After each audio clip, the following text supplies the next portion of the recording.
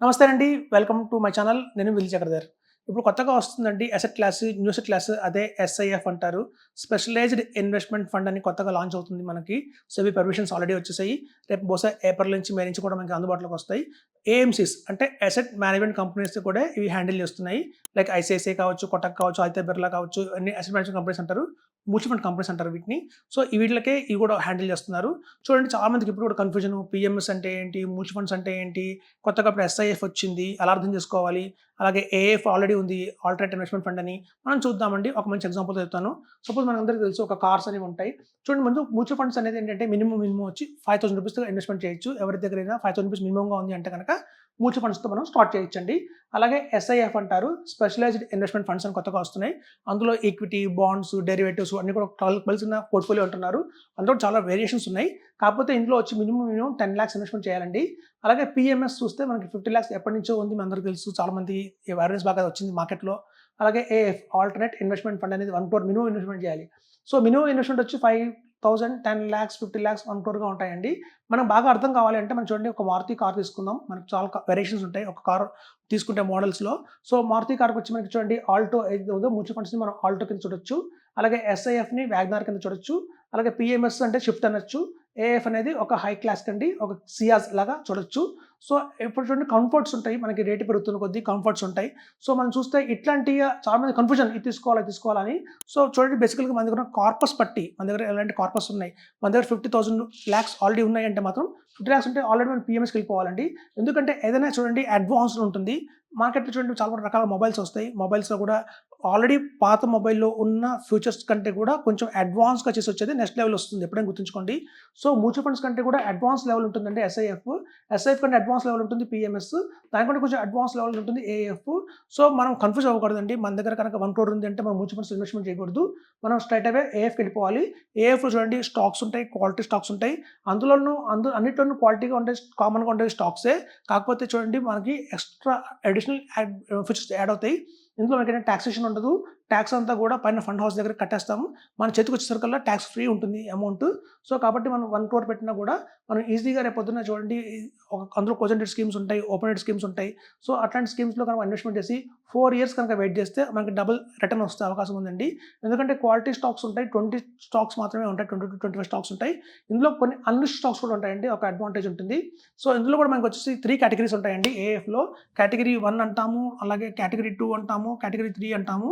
So, మేము recommend చేసేది category 3 ఏనండి. మేము వీటన్నిటిని రికమెండ్ చేయము. సో, జనరల్‌గా ఏంటంటే కేటగరీ 3లో ఇన్వెస్ట్‌మెంట్ చేస్తాం మేము.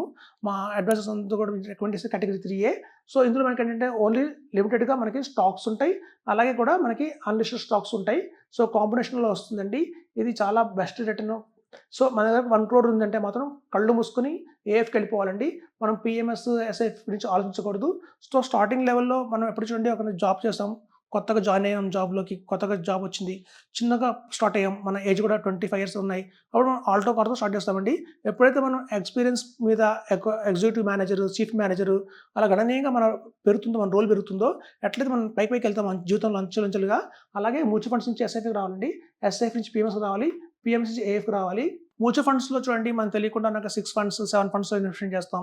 ఒక్కొక్క ఫండ్‌లో వచ్చి 150 స్టాక్స్, 200 స్టాక్స్ కూడా ఉంటాయి. ఒక బాగా నేమ్ ఉన్న ఫండ్ అయితే గనక మనకి 250 స్టాక్స్ కూడా ఉండే అవకాశం ఉంది. సో, మనం తెలియకుండానే మనం 7 ఫండ్స్, 8 ఫండ్స్‌లో పెట్టినప్పుడు ఏమవుతుందంటే, మనం తెలియకుండానే పార్టిసిపేట్ చేస్తాం. ఒక్కొక్క ఫండ్ హౌస్‌లో 20 ఫండ్స్, 200 ఫండ్స్ అలా మల్టిప్లై చేస్తే గనక మనకు తెలియకుండా 750 స్టాక్స్‌లో ఇన్వెస్ట్ చేస్తున్నాం. కొన్ని ఫండ్ హౌసెస్‌లో రిపీట్ అవుతాయండి స్టాక్స్ లైక్ రిలయన్స్ కావచ్చు, హెచ్‌డీఎఫ్‌సీ కావచ్చు, ఐసీఐసీఐ కావచ్చు. అందరూ కొంటుంటారు వాటిని. సో, అలా మనం ఫిల్టర్ చేసినా కూడా తెలియకుండానే 600 స్టాక్స్‌లో మన ఇన్వెస్ట్‌మెంట్ జరుగుతుంది. ఎప్పుడైతే మన ఇన్వెస్ట్‌మెంట్ 600 స్టాక్స్‌లో ఇన్వెస్ట్‌మెంట్ అవుతుందో రిటర్న్స్ రావండి. కేవలం పనికొచ్చే స్టాక్స్ అందులో కేవలం 50, 60 మాత్రమే ఉంటాయి. రెస్ట్ ఆఫ్ ద 300 స్టాక్స్ కూడా చాలా మినిమమ్ రిటర్న్సే ఇస్తాయి. సో, కాబట్టి చెప్తున్నామండి మనం ఎప్పుడైనా సరే మ్యూచువల్ ఫండ్స్‌లో మన దగ్గర 50 లాక్స్ వచ్చేంత వరకే మ్యూచువల్ ఫండ్స్‌లో ఉండాలి. 50 లాక్స్ కనుక వచ్చింది అంటే మాత్రం జస్ట్ స్ట్రెయిట్ అవే మనం కనుక పీఎంఎస్‌కి వెళ్ళిపోవచ్చండి. ఇప్పుడు 10 లాక్స్ వచ్చింది కాబట్టి 10 లాక్స్ రేంజ్‌లో మనం ఎస్ఐఎఫ్‌కి వెళ్ళినా కూడా ఈ ఎస్ఐఎఫ్‌లో కూడా స్పెషలైజ్డ్ ఇన్వెస్ట్‌మెంట్ ఫండ్‌లో కూడా ఎప్పటిదాకా ఉండాలి అంటే మన కార్పస్ 50 లాక్స్ బిల్డ్ అయ్యేంత వరకే ఉండాలండి. వన్స్ 50 లాక్స్ వచ్చింది అంటే మాత్రం నెక్స్ట్ స్టెప్ కింద పీఎంఎస్‌లోకి వెళ్ళిపోవాలి. తర్వాత ఏఎఫ్‌లోకి వెళ్ళిపోవాలి. ఇలా కనుక పీఎంఎస్, ఏఎఫ్‌లో కనుక ఇన్వెస్ట్‌మెంట్ చేసుకుంటూ వస్తే గణనీయంగా రిటర్న్స్ అనేవి బాగా వస్తాయి. ఇప్పుడు చూడండి మాకు ఆల్రెడీ క్లయింట్స్ ఉన్నారు. మనం ఎప్పటినుంచో చేస్తున్నాం పీఎంఎస్ కొత్తగా కాదు. లాస్ట్ 8 ఇయర్స్ నుంచి కూడా పీఎంఎస్ చేస్తున్నాం. ఎప్పుడైతే మినిమమ్ ఇన్వెస్ట్‌మెంట్ పీఎంఎస్‌లో 25 లాక్స్ ఉండేది. ఆ రోజుల్లో 2014 కంటే ముందు కనుక చూస్తే మనకి మినిమమ్ వచ్చేసి 25 లాక్సే ఉండేది. 2014 నుంచి 2019 దాకా కూడా. సో, మనం ఆ టైంలో కూడా పీఎంఎస్ రిజిస్టర్ చేసాం. అలా మన దగ్గర ఎవరైతే ఇన్వెస్టర్ ఆ రోజుల్లో 25 లాక్స్‌తో పీఎంఎస్ మొదలుపెట్టారో, ఇవాళ వాళ్ళ దగ్గర 6 పీఎంఎస్ఎస్ ఉన్నాయి. కొంతమంది దగ్గర ఏఎఫ్స్ కూడా 3 ఏఎఫ్‌లు ఉన్నాయి. సో, దగ్గర దగ్గర 6 కోట్లు, 7 కోట్లు కేవలం పీఎంఎస్, ఏఎఫ్‌లో ఉన్న ఇన్వెస్టర్లు మన దగ్గర ఉన్నారు. సో, కాబట్టి మనం అంత స్ట్రాంగ్‌గా చెప్తున్నాము అంటే మనకు అంత ట్రాక్ రికార్డ్ ఉంది. ఇవి కొత్తవేమీ కాదు. పీఎంఎస్, ఏఎఫ్ ఎప్పటినుంచో ఇండియాలో ఉన్నాయి. చాలా పాపులర్‌గా ఉన్నాయి. అవేర్‌నెస్ లేదు పబ్లిక్ అంతే. సో, చెప్తున్నానండి PMS, AF is the best. మనం కనుక ఎప్పుడైతే కనుక 50 లాక్స్ కన్నా అబోవ్ వచ్చింది మన కార్పస్ అంటే మాత్రం స్ట్రెయిట్ అవే వెళ్ళిపోండి. ఇది చూడండి చాలామంది మనకి ఇంకో ఎగ్జాంపుల్ చెప్తాను. ఇది మనం 10th క్లాస్ లాంటిది. మ్యూచువల్ ఫండ్స్ అనేది కేవలం 10th క్లాస్ లాంటిది. చాలామంది అడ్వైస్ ఏంటంటే చాలా ఈజీగా ఉంటుంది కదా! చూడండి సహజంగానే 10th క్లాస్ సిలబస్ చాలా ఈజీగా ఉంటుంది కంపేర్ టు ఇంటర్.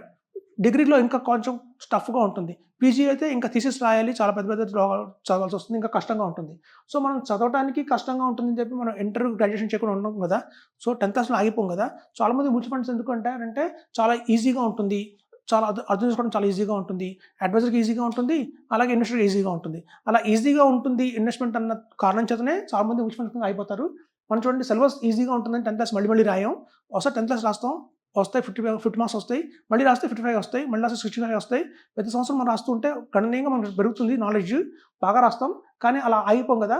నెక్స్ట్ లెవెల్‌కి వెళ్తాం. Inter, graduation, PG. అట్లాగేనండి ఇక్కడ కూడా మ్యూచువల్ ఫండ్స్‌తో ఆగిపోకండి. చాలామంది చేసిన పెద్ద పొరపాటు ఏంటంటే 50 లాక్స్ వచ్చిన తర్వాత కూడా ఇంకా 1 క్రోర్, 2 క్రోర్స్ కూడా మనం ఇక్కడ ఉంటున్నాం మ్యూచువల్ ఫండ్స్‌లో ఉంటున్నాం. అలా చేయకండి. మనకి సెబీ అన్నీ కూడా సెక్యూరిటీ బోర్డ్ ఆఫ్ ఇండియా కంట్రోల్‌లోనే ఉంటాయి. Security exchange board of India, SCB కంట్రోల్‌లోనే ఉంటాయి ఇవన్నీ. సో, ఇవన్నీ కూడా హ్యాండిల్ చేస్తుంది. మనకి ICICI, Motilal Oswal, Kotak, Aditya Birla sun life లాంటి ఫండ్ హౌసెస్ హ్యాండిల్ చేస్తాయి. అదండి కంక్లూజన్. ఎస్ఐఎఫ్ అనేది స్పెషలైజ్డ్ ఇన్వెస్ట్మెంట్ ఫండ్ కొత్తగా లాంచ్ అవుతుంది మనకి సెబీ నుంచి. సో, ఇది మ్యూచువల్ ఫండ్స్ కంటే నెక్స్ట్ లెవెల్ ఉంటుంది. కానీ at the same time PMS కంటే, ఏఎఫ్ కంటే కొంచెం తక్కువే అని చెప్పాలి. సో, ఇప్పటిదాకా మన దగ్గర 10 లాక్స్ ఉన్నాయి, 20 లాక్స్ ఉన్నాయి అనుకున్న వాళ్ళు మ్యూచువల్ ఫండ్స్ నుంచి షిఫ్ట్ అవ్వాలనుకున్న వాళ్ళు వెళ్ళండి ఎస్ఐఎఫ్‌కి. అంతేగాని పీఎంఎస్ ఆల్రెడీ ఇన్వెస్ట్ చేస్తున్నాం పీఎంఎస్‌లో, ఆల్రెడీ మేము ఏఎఫ్‌లో ఇన్వెస్ట్మెంట్ చేస్తున్నాం మనకు అన్నవాళ్ళు ఎస్ఐఎఫ్‌కి వెళ్ళకపోవడం బెటర్ అండి. అందులో పెద్ద అడ్వాంటేజ్ డిఫరెంట్ ఏం లేదు. సో, అదండి మ్యూచువల్ ఫండ్స్ కంటే కూడా ఎస్ఐఎఫ్ నెక్స్ట్ స్టెప్. కానీ పీఎంఎస్ కంటే కొంచెం తక్కువ అని చెప్పొచ్చు ఇది. సో, మీకు ఎగ్జాంపుల్‌తో చెప్పానండి 10th class, intermediate, graduate and PG. So, మనం ఎప్పుడైనా గ్రాడ్యుయేట్ నుంచి నెక్స్ట్ వెళ్తాం కానీ గ్రాడ్యుయేషన్ మళ్ళీ ఇంటర్మీడియేట్ వెళ్ళం కదా! సో, అట్లాగేనండి మనం నెక్స్ట్‌కి వెళ్ళకూడదు. సో, ఇదండి మీకు అర్థం అవ్వడానికి ఈజీగా ఉంటుందని చెప్తున్నా ఎగ్జాంపుల్స్ తోటి. సో, ఇదండి మనం ఫైనల్‌గా MF mutual funds, SIF, PMS, AF మనం కనుక కార్పస్ ఇనిషియల్‌గా కొంత అమౌంట్‌తో మొదలుపెట్టినా కూడా దినదినంగా ఎప్పుడైతే మనం కార్పస్ బిల్డ్ అవుతుంటాయో ఆటోమేటిక్‌గా మనం మారిపోతూ ఉండాలండి. సో, ఈ ప్లేస్‌లో మనకి స్మాల్ కేస్ కూడా వస్తుంది. స్మాల్ కేస్ కూడా one of the best investment మనం చేసాం. ఆల్రెడీ మన దగ్గర 80 క్లయింట్స్ ఉన్నారు స్మాల్ కేసెస్‌లో. వాళ్ళు ఈవెన్ మార్కెట్ పడ్డా కూడా కొంచెం రిటర్న్స్ అయితే కొంచెం పడ్డాయండి స్వల్పంగానే. మ్యూచువల్ ఫండ్స్ లాగానే పడ్డాయి తప్ప భారీగా ఏం పడిపోలేదు. అవి కూడా కొంచెం మంచి రిటర్న్సే ఇస్తున్నాయి. సో, స్మాల్ కేస్ కావచ్చు లేకపోతే ఎస్ఐఎఫ్‌కి వెళ్ళిపోండి. నెక్స్ట్ పీఎంఎస్ ఆర్ ఏఎఫ్ అండి. సో, ఇదండి కంక్లూజన్ అయితే చెప్తున్నాను. ఎస్ఐఎఫ్ అంటే సింప్లిఫైడ్ ఇన్వెస్ట్మెంట్ ప్లాన్ ఫండ్స్ కొత్తగా లాంచ్ అవ్వబోతున్నాయి. Thank you.